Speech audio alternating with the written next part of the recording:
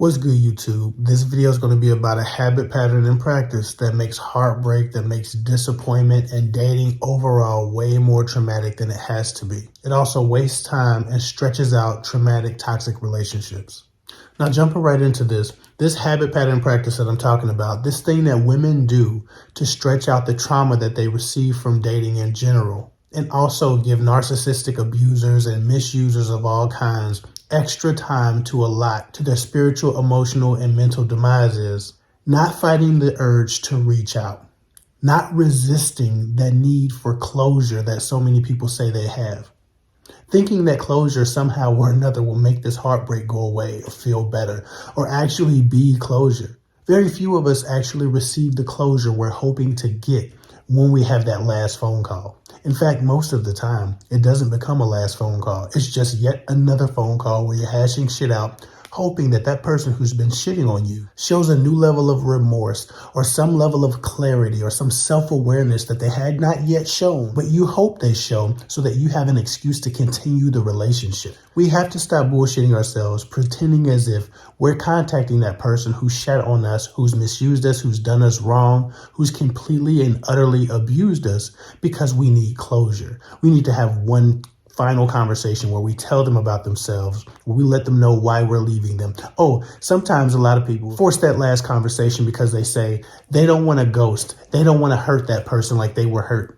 They don't want to do that. They think ghosting is wrong. This is also an excuse to connect to your abuser and give them one last chance to say an apology or change their ways or do something that makes you feel emotionally validated. Very few times I've encountered a woman needing closure, trying to force this last conversation that actually wanted it to be the last conversation. This is just yet another attempt to try to connect to somebody who refuses to present healthy in any way whatsoever. There's no closure in having a last conversation with an abusive, narcissistic person. And there's no foul in ghosting a person who's been shitting on you intentionally and on purpose for a time. Stop trying to act like, oh, I don't want to do that. I don't want to ghost them. That's just wrong. Way more times than I can count, I've told a woman my advice to her, whether or not she wanted to hear it, was to never talk to that person again.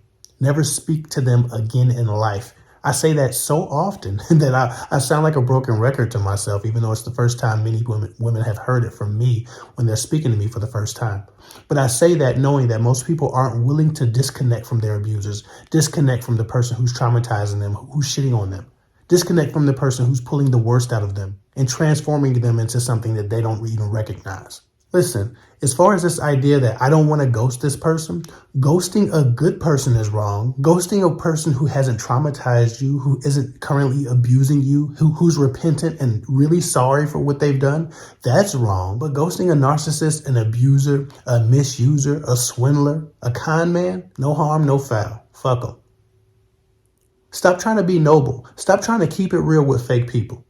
Yes, ghost them. Or have a last conversation if you absolutely must, but it better be the last conversation. I can't tell you how many times I've heard, I need closure, so I'm going to talk to him tomorrow night at 9 o'clock, and that's going to be the last time. And then 3 weeks later, we're having a phone call about the same relationship that she still hasn't gotten out of because that closure conversation turned into him either saying some bullshit or arguing or guilting her into thinking that she was wrong to be offended by anything that was done to her. That closure conversation often turns into a gaslighting session, which stretches the relationship and re-solidifies your position under the foot of a man who's controlling your life. A lot of y'all just need to learn how to walk away, go quietly, go in silence, sneak out. I don't give a damn what you do, but stop trying to have this closure conversation. Stop trying to reach out to a man to see if he's learned his lesson. Stop trying to figure out if what you've done has worked in him. That's what a lot of y'all do. You try to separate yourself. You go no contact for a time, but you want to see him suffer. So you come back to see if he's learned his lesson, if he's sorry, if that closure conversation turns into him confessing his feelings for you or becoming something different or transforming because of what you did. A lot of y'all ego got y'all in these abusive relationships because you still trying to figure out how to teach him a lesson. He ain't going to learn. He can't get right. He don't read good. Not emotionally. The one time you got the upper hand, the one time you got respect or reverence or time or attention from him was when you separated yourself from his abuse. And now you think, okay, he's learned his lesson. Let me tell him about himself one last time. That one last conversation turns your 5-month or 6-month ordeal into 3 years and 2 kids that he's not taking care of. That one last closure conversation turns your mild verbal abuse into pretty extreme physical abuse 4 years down the line.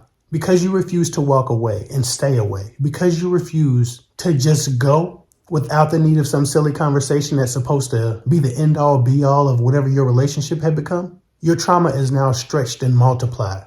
Because all he has to do is say the one right thing. All he has to do is make the one right confession, validate the one right feeling or emotion or thought that you had. That's all it takes to get most of you to stay for a little bit longer, to see if there's some potential, to see if he's really going to grow, to see if you can fix him. You can't. Stop trying to have closure conversations with people who are shitting on you and move on. Go immediately. Go now. You're not going to save him. You're not going to make him a better person. You're not going to teach him a lesson.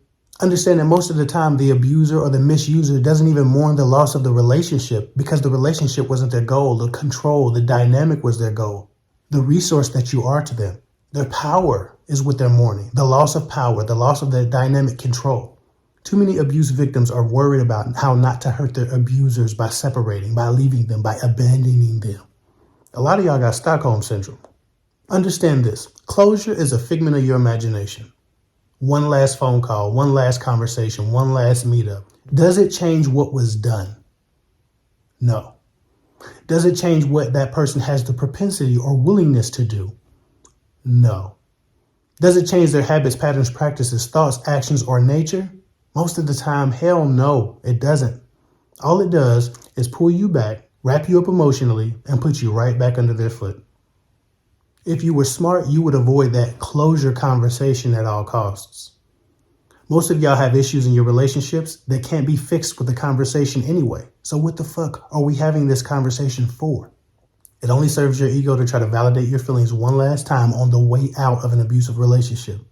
And that's at best. But most of the time, that conversation turns into another conversation, another meeting, more sex, a longer relationship, and ultimately more abuse.